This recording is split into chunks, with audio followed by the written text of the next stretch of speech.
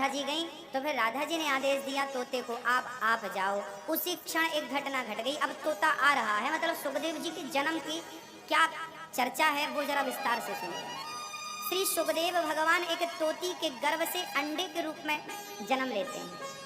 तोती का वो अंडा, अमरनाथ के जंगलों में तोती ने एक अंडा रखा, सेका, और उससे एक छोटा सा बच्चा हुआ, शुक हुआ, छोटा सा, फिर थोड़ा बड़ा हुआ। उसी क्षण, उसी समय भगवान शिव ने पार्वती से कहा, पार्वती ने शिव से कहा कि हे शिव जी, हम एक बात बताओ कि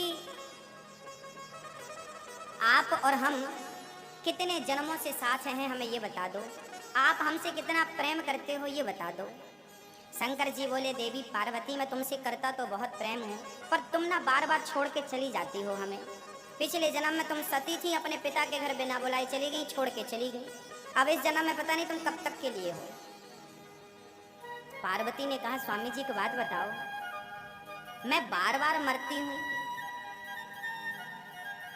और आपने ऐसा क्या खाया पिया है कि आप मरते ही नहीं हो? तो जो आपने खाया है वो मुझे भी खिला दो, जो आपने पिया है वो मुझे भी पिला दो, जो आपने सुना है मुझे भी सुना दो, ताकि हम और आप साथ में रहें, फिर हमें कभी मरना ना पड़े। शंकर जी बोले, मैंने अमर कथा सुन रखी है और जो व्यक्ति इस कथा को श्रवण करता है वो उसके बाद कभी मरता नहीं है। ठीक है। तो पार्वती जी ने कहा, तो हमने क्या बिगाड़ा, हमें भी सुना दो ये कथा, हम भी तो इसकी अधिकारी हैं। शंकर जी बोले, पिछली बार कथा सुनाई तो उसी के चक्कर में तो तुम मर गई थी, कथा के चक्कर में। एक बार त्रेता जुग माही, शंभु गए कुंभज ऋषि पाही, संग सती जग जननी भवानी, पूजे ऋषि अखिलेश्वर जानी। एक बार भगवान शिव माता सती को लेकर ना आए थे कुंभज अर्थात अगस्त ऋषि के पास, और खूब राम कथा सुनाई थी। तो सती को ना राम जी पर संदेह हो गया था। अब तुम्हें कथा सुनाते हैं तो तुम राम का संदेह करती हो, अब कैसे सुनाए? और जबकि कथा संदेह का नहीं, श्रद्धा का सब्जेक्ट है। अब यहाँ पर कोई संदेह करने बैठे तो भाई सुन थोड़ी पाएगा वो। तो सती आपको संदेह हो गया था राम पर, फिर आप राम की परीक्षा लेने भी चली गई थी राम के रूप में, सीता के रूप में। उसके बाद आप पिता के यज्ञ में फिर जल के भस्म हो गई। तो शंकर जी बोले, हमने तो तब से कान पकड़ लिया कि तुम्हें कभी कथा नहीं सुनाएंगे, क्योंकि इस चक्कर में फिर ना तुम निपट जाओ, अब नहीं सुनाएंगे। पार्वती जी ने हाथ जोड़कर कहा, स्वामी जी, तब मैं ना समझ थी, तब संदेह था, अब संदेह खत्म हो गया, जिज्ञासा है। और कथा ना जिज्ञासु को सुनाने में अच्छा लगता है। संशयात्मक व्यक्ति को कथा श्रवण कराने में अच्छा नहीं लगता। गीता में लिखा है, संशयात्मा विनश्यति। यदि आपको ईश्वर पर संदेह है तो वो संदेह ही आपका विनाश कर देगा। इसका उदाहरण माता सती है, इसका एग्जाम्पल माता सती है। सती को संदेह हुआ ना राम जी पर, राम पर डाउट मत करना, क्योंकि राम संदेह नहीं, श्रद्धा का विषय। अब पार्वती हाथ जोड़कर बोली, अब हमें कथा सुनाओ, अब हम अधिकारी हैं। शंकर जी ने अधिकारी मान लिया और शंकर जी कथा सुनाने के लिए कैलाश पर्वत छोड़ करके अमरनाथ आए। देखिए, जब शिव जी भी कथा सुनाते हैं तो उन्हें अपना शिवलोक छोड़ना पड़ता है, अर्थात शिवलोक में शिव जी तो मिल जाएंगे पर भगवान की कथा शिवलोक में भी नहीं मिलेगी, जो कथा आपको यहाँ मिल रही है। ये कथा बैकुंठ में भी नहीं है, ये कथा ब्रह्मलोक में भी नहीं है, जो कथा यहाँ अर्थात मृत्यु लोक में। सती जी अमरनाथ के जंगल में गई, शंकर जी ने प्रेम से कथा सुनानी शुरू करी, पर शर्त रखी कि मैं तुम्हें कथा सुनाऊंगा, हुक्का देना पड़ेगा, तुम सो जाती हो जल्दी से। तो सती जी ने बढ़िया हुक्का देना शुरू कर दिया। शंकर जी बैठ गए। शंकर जी आंख मूंद कर कथा सुना रहे थे। अब सती जी बैठी। संयोग, जहां शंकर जी बैठकर कथा सुना रहे थे, जिस पेड़ की छांव में वट वृक्ष था, वट वृक्ष के पीछे की तरफ ना तोते का जन्म हो चुका था। वही तोता जो गौलोक धाम से डायरेक्ट आया है, जिसे सुखदेव जी कहेंगे हम अभी थोड़ी देर बाद। वो तोते का जन्म हो चुका है शुक के रूप में। अब वो भी ना शंकर जी ने डमरू बजाई, सारे पशु पक्षी भाग गए डर से, पर वो तोता ना सिमट करके बैठ गया। सती जी सामने हैं, शिव जी सामने हैं, कथा स्टार्ट हुई। कथा शुरू हुई, तोते ने ध्यान पूर्वक कथा सुनी और सती तो सुनती सुनती सुनती सुनती सोने लगी। कथा में नींद बहुत अच्छी आती है। एक सज्जन ने हमसे पूछ लिया कि महाराज जी कथा भी 3 घंटे की होती है और पिक्चर भी 3 घंटे की होती है। पिक्चर देखने जाते हैं नींद नहीं आती, कथा में आते हैं नींद आने लगती है, कारण क्या है? हमने कहा कारण बहुत स्पष्ट है। जो पिक्चर है ना, उसको देखने से आपका मन अशांत होता है।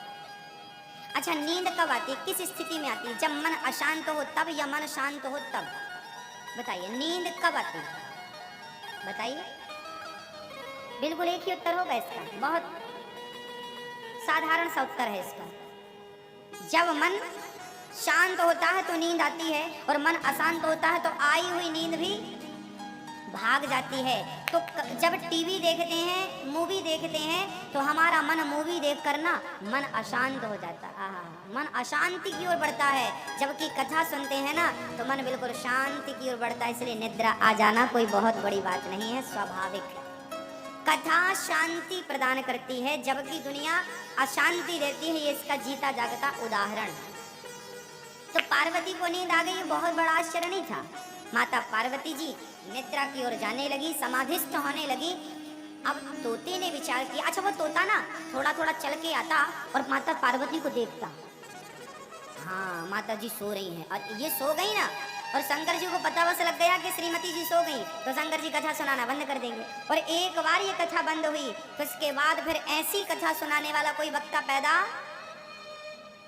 हो ही नहीं सकता। जैसी कथा शिव जी सुना सकते हैं, इस सृष्टि में ऐसी कथा कौन सुना सकता है? रचि महेश निज मानस राखा, रामचरितमानस के लेखक राइटर कौन है? आपको पता है? क्या नाम है उनका? रामचरितमानस के राइटर कौन है? हाँ, अच्छा बैठ जाइए। रामचरितमानस के राइटर लेखक हैं भगवान शिव। ये बात हम अपने मन से नहीं बोल रहे हैं, उसी रामचरितमानस में लिखा है जिसको आप पढ़ते हैं। रचि महेश निज मानस राखा।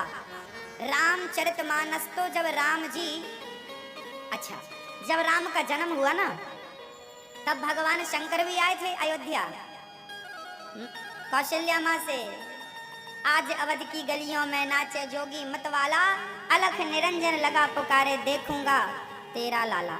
यश कौशल्या अपनो लाला दिखा मोको जल्दी से। अब जब राम जी गोद में आए ना, तो शंकर जी लेकर के डमरू बजा बजा के नाचने लगे। कहा तो ये भी जाता है कि एक रूप में शिव जी थे, दूसरे रूप में हनुमान जी थे, और प्रेम से वहाँ राम का दर्शन करके नाच रहे थे। तो भगवान शिव तो राम से बहुत प्यार करते थे, तो राम की पूरी एक एक लीला को भगवान शिव ने पहले तो देखा। और जब राम कथा पूरी हो गई, अर्थात राम जी 11,500 वर्ष की लीला पूरी करके जब धराधाम को छोड़कर चले गए, उसके बाद शंकर जी का मन लग नहीं रहा था। क्योंकि अभी हमने अभी आप लोगों ना 7 दिन बाद फिर आपका मन नहीं लगता। आप लोग कहा करती हो कि कथा जब तक होती है ना मन अच्छा लगता है, टाइम मैनेज हो जाता है, इतने बजे खाना है, इतने बजे बनाना है, इतने बजे कथा पे जाना। और जब कथा पूरी हो जाती है तो फिर मन उदास हो जाता है। तो आपका तो कथा सुनने के बाद मन उदास होता है, और जिसने भगवान की लीलाओं को प्रत्यक्ष देखा हो उसके बाद उनकी हालत क्या रही होगी आप कल्पना कर सकते हैं। तो भगवान शिव अब परेशान होने लगे, मैं क्या करूं, समय कटता नहीं। अभी तक तो राम जी को देखता रहता था, तब राम जी की एक एक लीला को लिखना शुरू कर दिया भगवान शिव जी ने। तो त्रेता युग में ही रामचरितमानस को शिव जी ने लिख दिया था। किस युग में? त्रेता युग में भगवान शिव ने रामचरितमानस को लिख दिया था। अब लिख तो गया वो ग्रंथ, पर लिख के भाई ग्रंथ को रखें कहाँ? रखने की कोई बढ़िया सी जगह तो होनी चाहिए। हाँ, कहाँ रखेंगे? तो शंकर जी ने उस ग्रंथ को रखा कहाँ? शंकर जी ने उस ग्रंथ को लिख करके रचि महेश, चौपाई के अर्थ को समझिएगा। रचि महेश निज, निज मतलब खुद, निज मानस राखा, अपने मन में ही मानस को रख लिया, हृदयांगम कर लिया। फिर ये तुलसीदास जी कौन है? तुलसीदास जी कौन है, इनका भी मैं आपको पता बताऊं। ये तुलसीदास जी ना पिछले जन्म के स्वयं वाल्मीकि जी हैं, क्योंकि राम जन्म के पहले रामायण लिख दी थी, पर रामायण ना संस्कृत में लिखी थी। तो संस्कृत सबके वश में तो था नहीं कि सारे लोग पढ़ के उसका आनंद ले सकें।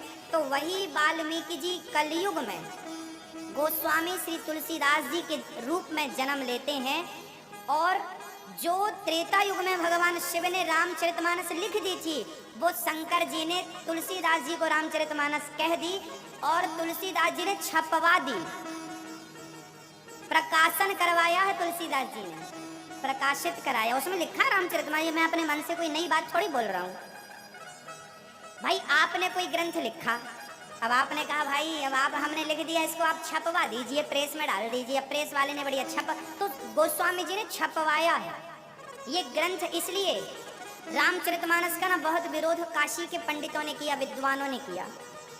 ये गलत है भाई, हिंदी में लिख दिया, अवध में लिख दिया, हम तो संस्कृत वाले हैं, हिंदी गलत है, ये सब फेंको। गंगा जी में डालने चल पड़े।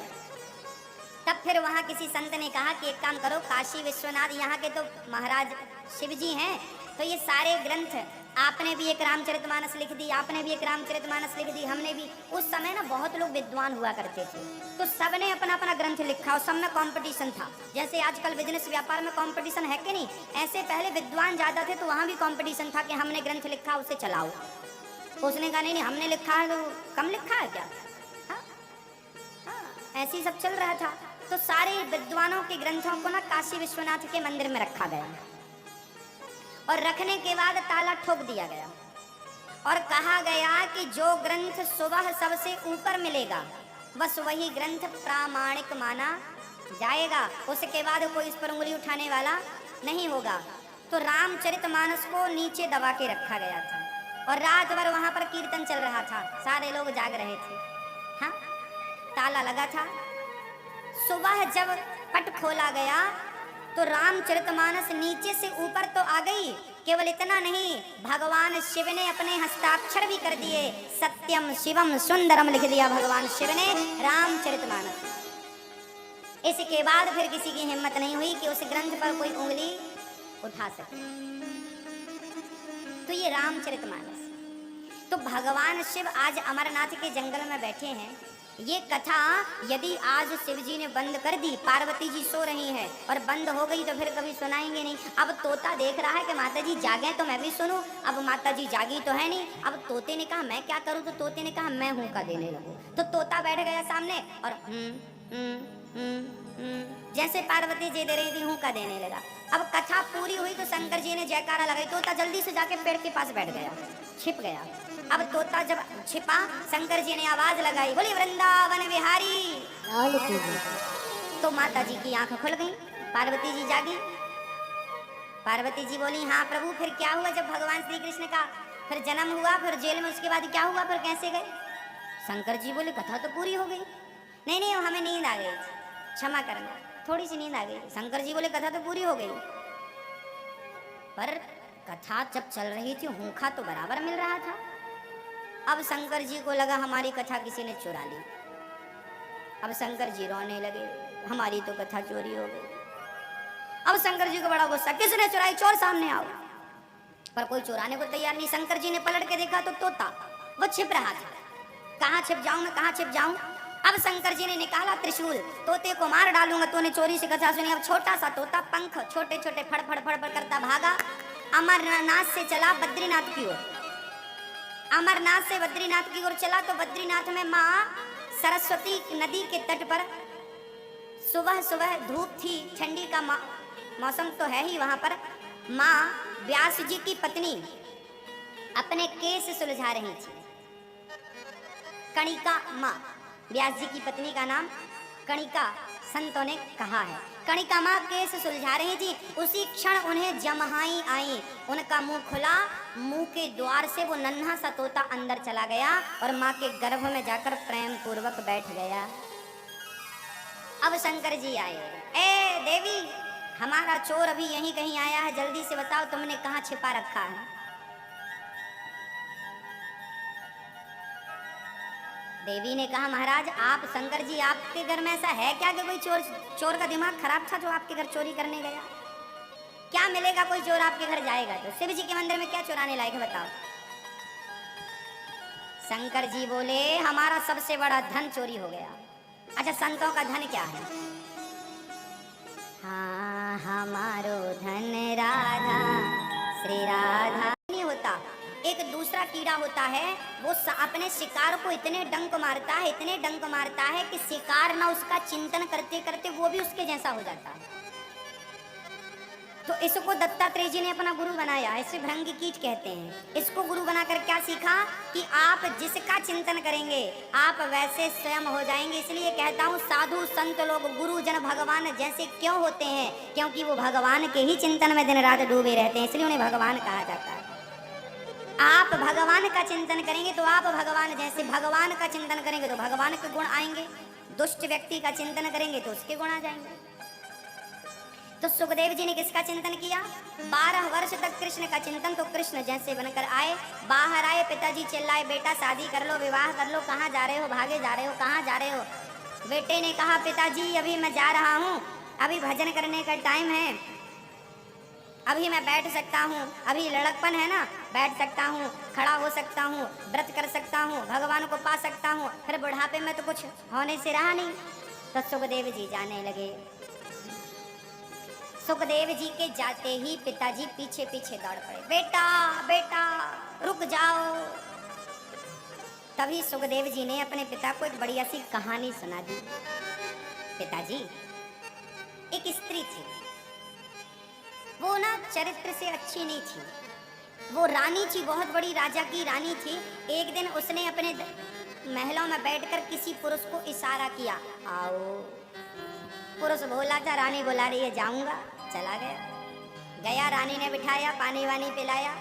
अब रानी का तो नजरिया गलत था, उस पुरुष के पास जाकर बैठ गई। तभी दासी ने आवाज लगाई, रानी जू आपके महलों में राजा साहब पधार रहे हैं। अब तो रानी डर गई, राजा देखेंगे कि मेरे साथ ये पुरुष बैठा, अभी देश निकाला दे देंगे। अब रानी ने जल्दी से कहा भाग तू। वो भागने लगा, पकड़ा हाथ, उस तरफ कहाँ जा रहा है, राजा उसी तरफ से आ रहे हैं, और वहां भागेगा तो मैं कह दूंगी मेरे महलों में चोरी करने आया था। अब बेचारा फंस गया। अब वो पीछे के रास्ते से भगाया उसको, तो पीछे के रास्ते से ना बहुत दलदल था, वो गया तो एक गड्ढे में गिर गया। मलमूत्र से गड्ढा भरा था, बिल्कुल दलदल में जब वो निकलना चाहा ना तो वो और धंसता गया, गर्दन तक डूब गया मलमूत्र के गड्ढे में। राजा साहब आए, रात भर रानी के पास विश्राम करते हैं। सुबह राजा गए, अब रानी ने देखा कि उसका क्या हुआ होगा। जाकर देखा तो बाहर गड्ढे में फंसा था रात भर से। रानी ने जैसे तैसे उसे रस्सी डालकर निकाला, वो जाकर सीधा नदी में डूबा और पूरा शरीर शुद्ध हुआ। दूसरे दिन फिर रानी ने उसी पुरुष को इशारे में कहा आओ। फिर रानी ने बुलाया, आओ अब आप बताओ कि वो जाए कि ना जाए। उसने कान पकड़ लिए, कल आए थे हम आपके पास, रात गड्ढे में गुजारनी पड़ी थी, अब नहीं आएंगे। आए थे कल आपके पास, पूरी रात गड्ढे में, हम जानते हैं वो रात कैसे गुजरी। अब नहीं आएंगे। सुखदेव जी बोले, पिताजी आपको कुछ समझ में आया? बेटा मेरी तो कुछ समझ में नहीं आया, तू क्या कहना चाहता है? तब सुखदेव भगवान बोले, पिताजी वो स्त्री और कोई नहीं है, माया, माया ही वो महिला है, माया ही वो स्त्री है जो हर जीव को बुलाती है, आओ आओ आओ। और जब कोई चला जाता है ना तो माया उसे उलझा देती है, ना वो घर का रह जाता है, ना तो वो घाट का, ना तो भगवान का रह पाया, ना संसार में ठीक से जी पाया, घुट घुट के जीता है, रो रो के जीता है, माया का चक्कर ही तो है। आजकल दिल्ली में आप देख लो, सारे लोगों के मुंह उतरे हुए हैं। दिल्ली के मुख्यमंत्री जी का तो हाल क्या है राम जाने।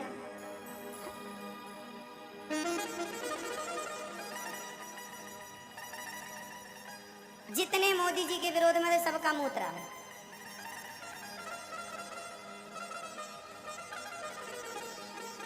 और दिन भर काम धंधे में लगा हुआ आदमी, परिवार को पालता हुआ आदमी, उसकी हालत क्या है? वो भी परेशान है। क्यों परेशान है? क्योंकि माया ने आपको अपने वश में कर रखा। माया ना आपको सताती है, रुलाती है, तो आप ना ढंग से जी पाए, ना हंस पाए, ना भगवान के बन पाए। तो भगवान से भी गए और संसार के सुखों से भी गए, ना घर के रहे ना घाट के रहे। ये माया यही तो करती है। मैं अरु मोर तोर तय माया, जय बस कीन्ही जीव निकाया। मम माया दुरत्तया, भगवान श्री कृष्ण गीता में कह तो रहे हैं कि ये माया से वही बच पाता है जिसे मैं बचाना चाहता हूँ। जैसे ईश्वर बचाता है वही माया से बचता है, अन्यथा माया से बच पाना बड़ा मुश्किल। सुखदेव जी कहते हैं कि वो स्त्री कोई और नहीं माया थी। अच्छा, वो आदमी एक रात मलमूत्र के गड्ढे में रहा, उसकी अक्ल ना ठिकाने लग गई। अब वो दूसरी बार ना कान पकड़ता नहीं जाऊंगा, अरे वो एक रात गड्ढे में गुजारा, उसकी अक्ल ठिकाने लग गई। और आप लोग, हम लोग ना उसी गड्ढे में 9 महीने रह के आए हैं। कितने महीने बताओ? माँ के पेट में क्या है? गर्भाशय में, गर्भ में कौन से मखमल के गद्दे बिछे हैं? क्या व्यवस्थाएं हैं बताओ? माँ के गर्भ में क्या होता है? मल और मूत्र के सिवा 2 चीजों के सिवा क्या है? मल मूत्र के गड्ढे में हम उल्टा लटके रहे, 1 दिन 2 दिन 3 दिन तक नहीं, पूरा 9 महीने उस गड्ढे से हम निकल कर आए हैं। वो एक रात गड्ढे में गुजारा तो कान पकड़ लिया, और हम लोग उसी गड्ढे में 9 महीने तक रह कर आए। अब फिर वैसी कर्म कर रहे हैं कि फिर उसी गड्ढे में चले जाएंगे। आद्य शंकराचार्य जी हम सबसे कह रहे,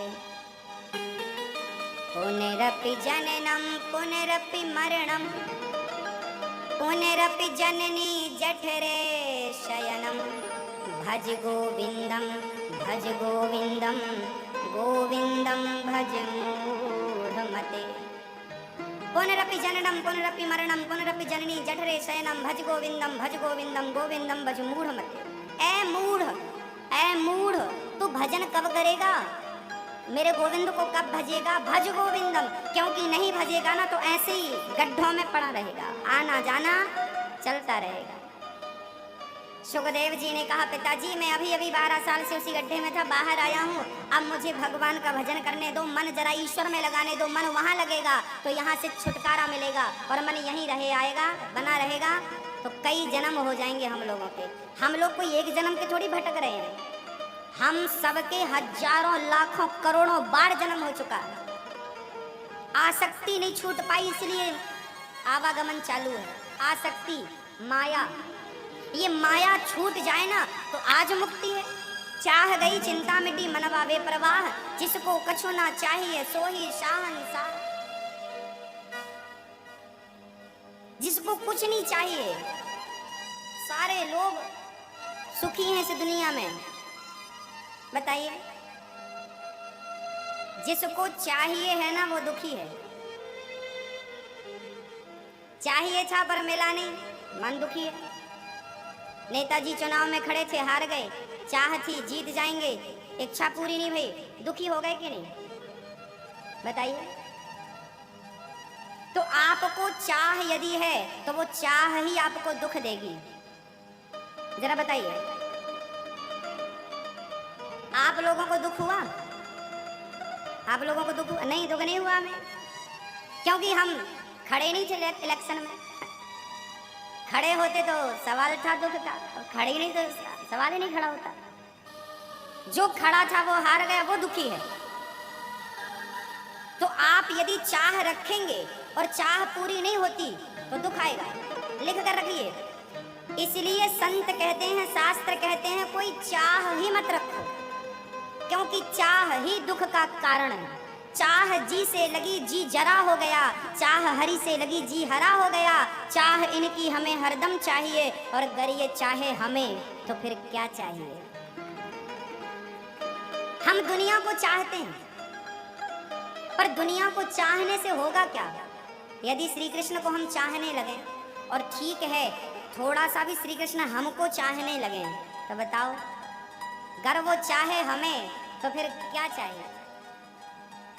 इसलिए सुख चाहते हो तो सुख का मूल मंत्र है, सबसे पहले अपनी चाह समाप्त करो। चाह मीन्स इच्छाएं, जरूरत से ज्यादा। जो इच्छा है, रोटी कपड़ा और मकान, रोटी कपड़ा मकान सबकी जरूरत है, जरूरत तो रखनी चाहिए।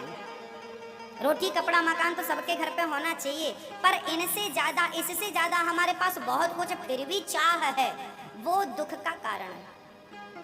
जब आवे संतोष धन, सब धन धूरी समान, गौधन गजधन बाजधन और रतन धन खान। इस दुनिया में सबसे सुखी वही है जिसे कुछ चाहिए नहीं, और जिसे बहुत कुछ चाहिए वो बहुत परेशान, वो थप्पड़ भी खा रहा पब्लिक के, हाँ? क्योंकि उसे चाहिए, अब चाहिए तो खा, कोई भी जमा देता है एक दो क्योंकि चाहिए ना, सपना देख रहे हैं प्रधानमंत्री बनने का, चाहिए तो खाओ। तो जिसको चाहिए वो ऐसे ही पिटता है, ठोकर खाता है दर दर की, और जिसे कुछ नहीं चाहिए बहुत सुखी है। वो कथा आप सबने सुनी होगी, एक शहंशाह, एक राजा जा रहा था। राजा के मंत्री बोले, सिपाही चलो भाई रास्ता खाली करो, राजा जी आ रहे हैं बहुत बड़े। बाजू में एक पेड़ की छांव में एक फकीर पड़ा था, साधु संत, कोई चाहे नहीं, प्रेम से, हाँ हटो हटो हटो, राजा साहब आ रहे हैं, बड़े राजा। तो फकीर संत ने कह दिया, भाई यहाँ का राजा तो मैं हूँ, तेरा राजा छोटा राजा होगा, मैं बहुत बड़ा शाहनशाह हूँ, बहुत बड़ा राजा हूँ मैं, यहाँ पूरी सृष्टि का राजा मैं हूँ। सिपाहियों ने कहा, महाराज आपसे बड़ा राजा तो वहाँ जमीन में पड़ा है।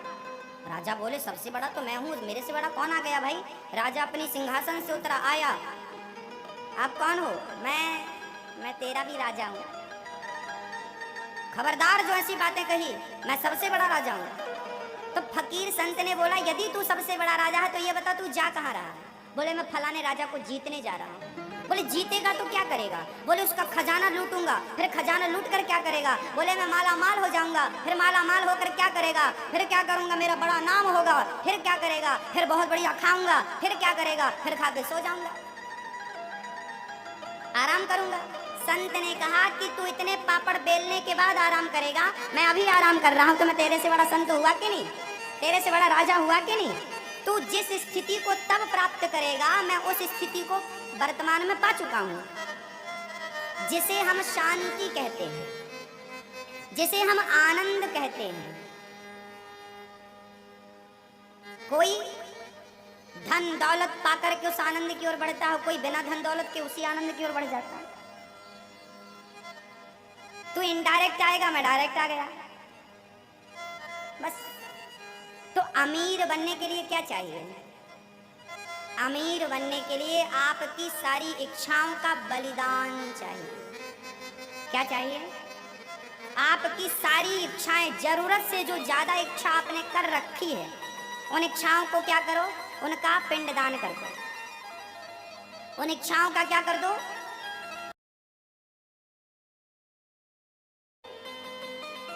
इसलिए आपको चाहिए कि अपनी इच्छाओं का दमन करें, आप इच्छाओं को समाप्त करें। आप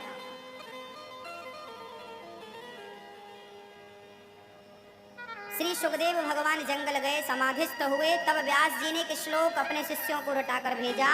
भगवान की सुंदरता का वर्हा पीडम नटवर वपुः कर्णयो कर्णिकारम बिभ्रदवासः कनक कपिशं वैजयंतीं च मालां।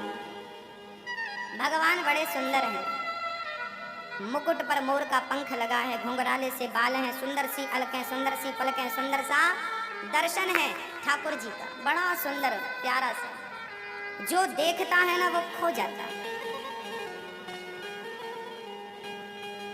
सुखदेव जी को लगा इतना प्यारा कोई होगा, पर फिर समाधिस्थ हो गए। जब भगवान की करुणा के बारे में श्री व्यास जी ने रटाया, आहो वकीयम स्तनकालकूटम जिघांसया पाययदप्य साध्वी लेभे गतिं धात्र्युचितां ततोऽन्यं तं वा दयालुं शरणं व्रजेम। भगवान कितने दयालु हैं कि पूतना मारने आई उसे भी तार दिया। ऐसी बात जब सुखदेव जी ने सुनी तो वही सुखदेव जाकर फिर अपने पिता से भागवत का अध्ययन करते हैं, और ये कितने सहनशील और कितने इंद्रियों को जीतने वाले हैं। व्यास जी ने सुखदेव जी को इनकी परीक्षा लेने के लिए इनको जनक के द्वार पर भेजा था। राजा जनक के यहाँ श्री सुखदेव जी गए तो द्वारपालों ने कहा, जनक जी अभी बिजी हैं, खड़े रहो। तो सुखदेव जी बोले कोई बात नहीं। खड़े रहे, बैठ गए, खड़े रहे, फिर बैठ गए। पूरा दिन हो गया। फिर पूछा भाई जनक जी से मिलना? नहीं नहीं, आज आपसे नहीं मिल पाएंगे। कोई बात नहीं। सुखदेव जी फिर बैठ गए। 7 दिन तक द्वार पर खड़े रहे सुखदेव जी। जनक जी ने दर्शन नहीं दिया। अब तो जनक जी ने जब सुना कि मेरे द्वार पर सुखदेव जैसे संत बैठे हैं, 7 दिन तक कौन किसका इंतजार कर सकता है द्वार पर बैठने पर, तो इन्होंने क्रोध को जीत रखा है। इन्होंने किसको जीत रखा है? क्रोध आने ही नहीं दिया। अब जो क्रोध नहीं आने देता, अब तो जनक जी चरणों में गिर पड़े, महाराज आप जैसा संत। कहा तो ये भी जाता है कि सुखदेव जी के पास ना एक बहुत बड़ी अप्सराओं को भेजा गया था। सुंदर सुंदर अप्सराओं को भेजा गया, जाओ जरा सुखदेव जी के वासना को भंग करके दिखाओ। तो बहुत अप्सराओं ने जाकर सुखदेव जी का आलिंगन किया, उनके शरीर को उत्तेजित किया, उन्हें देखा, उनकी गोद पर जाके बैठ गईं। पर सुखदेव जी संत थे, वो काम और क्रोध को ऐसे त्याग चुके थे जैसे कोई अपने मल और मूत्र को त्याग देता है। ऐसे त्याग चुके थे काम क्रोध को। काम और क्रोध एक लेस तक नहीं था सुखदेव जी के अंदर। वो अप्सराएं पागल हो गई, पर सुखदेव जी का ब्रह्मचर्य डिगा नहीं, क्रोध आया नहीं। तब जनक जी चरणों में गिर पड़े। ऐसी योग्यता को देखकर फिर व्यास जी ने आपको भागवत की कथा का अध्ययन कराया। बोले तू इस कथा का अधिकारी है। इस कथा के अधिकारी सारे लोग नहीं है मेरी माँ। इस कथा के अधिकारी ऐसे लोग हैं जिनको क्रोध और काम और क्रोध वही जीत सकते हैं जिन पर ईश्वर की प्रत्यक्ष कृपा। नहीं तो ये इंद्रियां किसी की सगी नहीं है। भागवत में लिखा है मात्रा स्वस्त्रा दुहित्रावा ना विविक्ता सनो भवेत् बलवान इंद्रिय ग्रामो विद्वान समपि कर्षति। अर्थात शास्त्र कहते हैं कि अपनी माँ के साथ, अपनी बहन के साथ, अपनी बेटी के साथ भी अकेले में नहीं रहना चाहिए। इन इंद्रियों का भरोसा नहीं। ऐसा हम नहीं कह रहे हैं, 9वें स्कंध में लिखा है। इन इंद्रियों का भरोसा नहीं है। इसलिए संत लोग जंगल में अपने आप को रखते हैं, संसार से दूर रखते हैं। ना तो देखेंगे, ना तो कामनाएं बढ़ेंगी, ना तो इच्छाएं बढ़ेंगी। इसलिए एकांत साधक को अकेले में क्यों रहने को कहा गया है? अकेले में रहो, एकांत में रहो। उससे क्या होगा? बोले संसार को देखने से ना मन भंग होता है। दुनिया देखने से ना कामनाएं बढ़ती हैं, इच्छाएं बढ़ती हैं, मन भागता है। और आप देखेंगे नहीं तो आपको लगेगा नहीं। अच्छा ये बताइए, आपने कभी बापले खाए? आप नहीं खाए। लिट्टी चोखा खाया? नहीं खाया। बिल्कुल सही है।